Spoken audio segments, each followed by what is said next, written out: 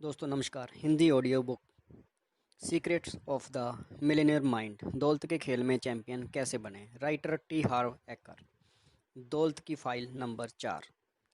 अमीर लोग बड़ा सोचते हैं, गरीब लोग छोटा सोचते हैं। हमारे एक सेमिनार में एक प्रशिक्षक था जिसकी नेटवर्थ सिर्फ 3 साल में 2.5 लाख से 60 लाख करोड़ हो गई। जब उससे उसका रहस्य पूछा गया तो उसने कहा, जब मैंने बड़ा सोचना शुरू किया तो हर चीज़ बदल गई। मैं आपको आमदनी का नियम बताना चाहता हूँ। आप बाजार के अनुसार जो मूल्य देते हैं, आपको उसी के अनुपात में भुगतान मिलेगा। दौलत का सिद्धांत। आमदनी का नियम। आप बाजार के अनुसार जो मूल्य देते हैं, आपको उसी के अनुपात में भुगतान मिलेगा। प्रमुख शब्द मूल्य वैल्यू है।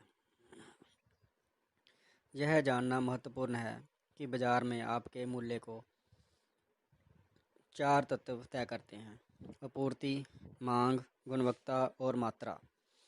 मेरे अनुभव में जो तत्व ज़्यादातर लोगों के लिए सबसे बड़ी चुनौती पेश करता है वह है मात्रा। मात्रा के तत्व का मतलब आसान है। आप अपने कितने मूल्य को बाजार तक सचमुच पहुंचाते हैं। इसे कहने का एक और तरीका यह है कि आप कितने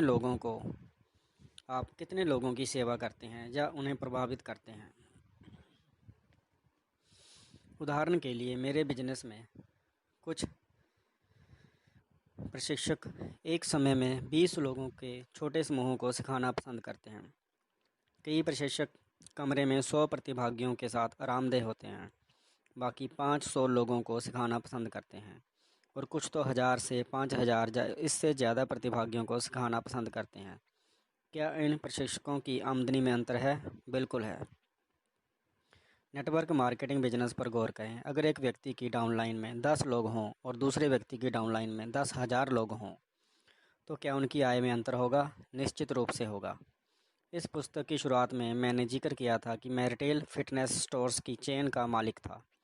जिस पल मैंने इस बिजनेस में जाने का विचार किया, उसी पल से मेरा इरादा 100 सफल स्टोर खोलकर लाखों लोगों को प्रभावित करना था।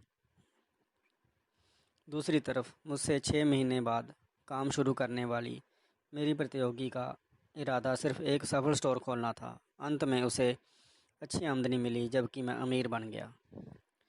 आप अपनी ज़िंदगी कैसे जीना चाहते हैं? आप खेल को कैसे खेलना चाहते हैं? आप मेजर लीग में खेलना चाहते हैं या माइनर लीग में? बड़े बड़ों में या छोटे भइयों में आप बड़ा खेलना चाहते हैं या छोटा? चुनाव आपका है। ज़्यादातर लोग छोटा खेलने का चुनाव करते हैं। क्यों? पहली बात तो डर के कारण। वह असफलता से बुरी तरह घबराते हैं, जबकि सफलता से तो और भी ज़्यादा घबराते हैं। दूसरी बात, लोग छोटा इसलिए खेलते हैं क्योंकि वह छोटा महसूस करते हैं। वह नाकाबिल महसूस करते हैं। वह ऐसा महसूस नहीं करते जैसे वह पर्याप्त अच्छे या महत्वपूर्ण हों, जो दूसरों के जीवन में वास्तविक अंतर ला सकते हों। लेकिन यह जान लें, आपका जीवन सिर्फ आपके लिए ही नहीं है। यह दूसरों को योगदान देने के लिए भी है। यह अपने मिशन के प्रति सच्चा होने के लिए है। इस समय धरती पर आपके रहने के पीछे जो कारण है, उसे जीने के बारे में है। यह दुनिया के पजल में अपना टुकड़ा जोड़ने के बारे में है। लोग अपने अहंकार में फंसकर यह मानने लगते हैं कि हर चीज़ मेरे मेरे और सिर्फ मेरे चारों तरफ घूमती है। लेकिन अगर आप सच्चे अर्थों में अमीर बनना चाहते हों तो यह सिर्फ आपके बारे में नहीं हो सकता। इसमें तो दूसरों के जीवन में सकारात्मक योगदान देना शामिल होगा। हमारे समय के एक महान आविष्कारक और दार्शनिक बकमिस्टर फुलर ने कहा है, हमारे जीवन का उद्देश्य इस पीढ़ी और आगे वाली पीढ़ियों के लोगों का मूल्य बढ़ाना है।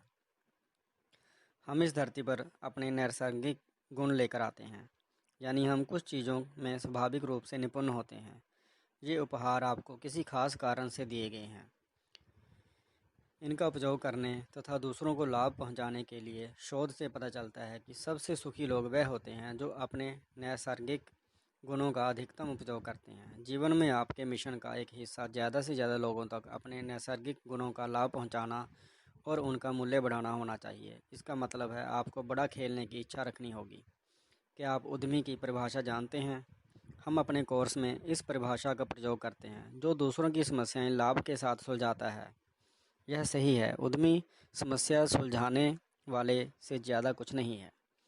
तो मैं आपसे पूछता हूँ, आप ज़्यादा लोगों के लिए समस्याएं सुलझाएंगे या कम लोगों के लिए? अगर आपका जवाब ज़्यादा है तो आपको ज़्यादा बड़ा सोचने की ज़रूरत होगी और आपको बहुत बड़ी संख्या में हज़ारों यहाँ तक कि लाखों लोगों की मदद करने का फैसला करना होगा। परिणाम स्वरूप आप जितने ज़्यादा लोगों की मदद करेंगे, आप उतने ही ज़्यादा समृद्ध बन जाएंगे, मानसिक रूप से, भावनात्मक रूप से, आध्यात्मिक रूप से और बेशक आर्थिक रूप से भी। इसे समझने में कोई गलती ना करें। इस धरती पर हर व्यक्ति का एक मिशन या उद्देश्य है।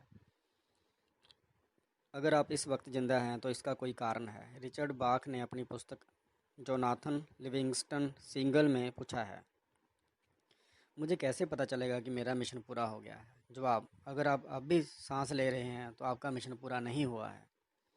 मैं देखता हूँ कि बहुत से लोग अपना काम नहीं कर रहे हैं, बहुत से लोग अपने कर्तव्य या संस्कृत भाषा के धर्म को नहीं निभा रहे हैं। मैं देखता हूँ कि बहुत से लोग बहुत छोटे खेल खेल रहे हैं और बहुत से लोग अपने डर पर आधारित अहंकार के स्वरूपों को खुद पर शासन करने दे रहे हैं। परिणाम यह है कि हम में से ज़्यादातर लोग अपनी पूरी क्षमता तक नहीं पहुँच पा रहे हैं, अपने जीवन के संदर्भ में भी और दूसरों के प्रति अपने योगदान के मामले में भी। मूल मुद्दा यह है, अगर आप नहीं तो फिर कौन? एक बार फिर हर व्यक्ति का अपना अनूठा उद्देश्य होता है। हो सकता है आप रियल एस्टेट निवेशक हों और मकान खरीद कर उन्हें किराए पर उठाते हों तथा कैश फ्लो व मूल्य वृद्धि का लाभ उठाते हों। आपका मिशन क्या है? आप कैसे मदद करते हैं? इस बात की अच्छी संभावना है कि आप सस्ते मकान खोजने में परिवारों की मदद करके अपने समुदाय का मूल्य बढ़ा रहे हैं, जो इसके बिना उन्हें नहीं मिल सकते थे। अब सवाल यह है कि आप कितने लोगों की मदद कर सकते हैं? क्या आप एक के बजाय 10 की, 10 के बजाय 20, 20 के बजाय 100 की मदद करने के इच्छुक हैं? बड़े खेल से मेरा यही मतलब है। अपनी अद्भुत पुस्तक अ रिटर्न टू लव में मैरियन विलियमसन ने इसे इस तरह से लिखा है, आप ईश्वर की संतान हैं। आपके छोटा खेलने से दुनिया का भला नहीं होता है, बाकी लोग आपके आसपास असुरक्षित महसूस ना करें। यह सोचकर सिकुड़ने में कोई दिव्यता नहीं है। हमारे रचयिता का इरादा यह था कि हम सभी उसी तरह चमकें जिस तरह बच्चे चमकते हैं। हम ईश्वर की दिव्यता को प्रकट करने के लिए पैदा हुए हैं, जो हमारे भीतर है। यह हम में से सिर्फ कुछ लोगों में नहीं है, यह हर एक में है। और जब हम अपनी खुद की रोशनी को चमकने देते हैं तो हम अचेतन रूप से दूसरे लोगों को भी ऐसा ही करने की अनुमति दे देते हैं। जब हम अपने खुद के डर से मुक्त होते हैं तो हमारी उपस्थिति अपने आप दूसरों को मुक्त कर देती है। दुनिया को इस बात की ज़रूरत नहीं है कि इसके ज़्यादातर लोग छोटा खेलें। यह छिपना बंद करने और बाहर कदम रखने का समय है। यह अपनी ज़रूरतों को छोड़ने और नेतृत्व करने का समय है। यह अपने नैसर्गिक गुण छिपाकर रखने या उनके ना होने का नाटक करने के बजाय उन्हें बांटने का समय है। यह अपने जीवन का खेल बड़े पैमाने पर शुरू करने का समय है।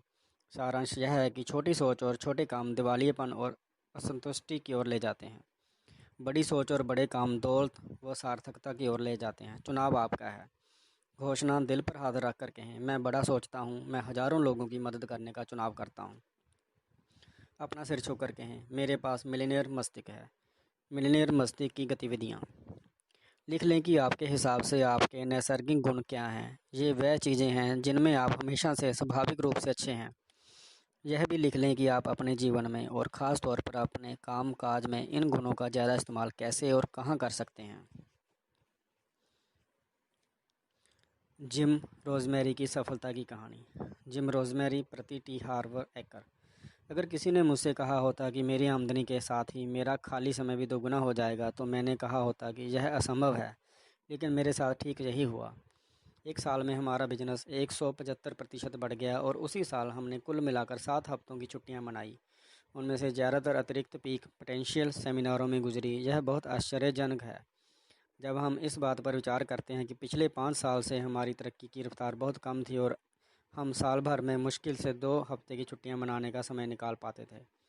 हार्वेकर को जानने और पीक पोटेंशियल सेमिनारों में भाग लेने के परिणामस्वरूप मुझे अपने व्यक्तित्व और जीवन में समृद्धि का ज़्यादा एहसास हुआ है। अपनी पत्नी और बच्चों के साथ मेरे संबंधों में भी आश्चर्यजनक सुधार हुआ है। मुझे अब इतने सारे अवसर नज़र आते हैं जितने पहले संभव ही नहीं लगते थे। मुझे महसूस होता है कि मैं जीवन के सभी पहलुओं में सफलता के सच्चे मार्ग पर चल रहा हूँ। लिख लें या लोगों के समूह के साथ विचार मंथन करें कि आप इस समय अपने काम या बिजनेस में जितने लोगों को प्रभावित करते हैं उससे 10 गुना ज़्यादा लोगों की समस्याओं को किस तरह सुलझा सकते हैं। कम से कम 3 अलग अलग रणनीतियाँ बना लें। लीवरेज के बारे में सोचें। चैनल को सब्सक्राइब करने के लिए धन्यवाद। आपका दिन शुभ रहे।